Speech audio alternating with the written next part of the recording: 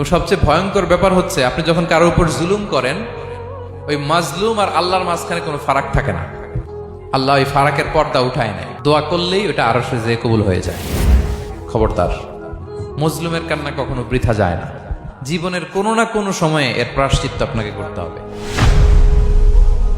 জীবনের কোনো না কোনো সময়ে এর প্রায়শ্চিত্ত করে আপনাকে মরতে হবে। বদদোয়া করছে, ডাইরেক্ট কবুল। খবরদার আমার পেনাঙ্গের ভাইয়েরা, আমরা যেন জালিম না হই।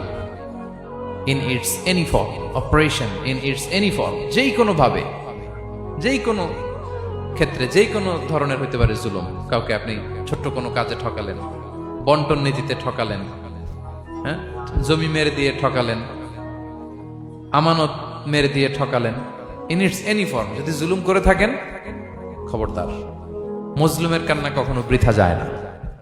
জুলুম শুধু আমাদের জন্যই হারাম না, আল্লাহর জন্য হারাম। আল্লাহ তাআলা বলেন হাদিসে কুদসিতে, ইয়া ইবাদি, হে আমার বান্দারা, ইন্নী হারামতু যুলমা আলা নাফসি, আমি জুলুমকে আমি আল্লাহ নিজের উপরে হারাম করেছি। ওয়া জাআলতুহু বাইনাকুম মুহাররামা, এবং এই জুলুমকে তোমাদের উপর হারাম করেছি। ফালা তাযালামু, তোমরা একে অপরের উপর জুলুম করো না। জুলুম শুধু আমাদের উপরই হারাম না, আল্লাহ নিজের উপরও হারাম করেছেন। তাহলে জুলুমের সাথে কি মুমিনের কোনো সম্পর্ক থাকতে পারে? পারে না।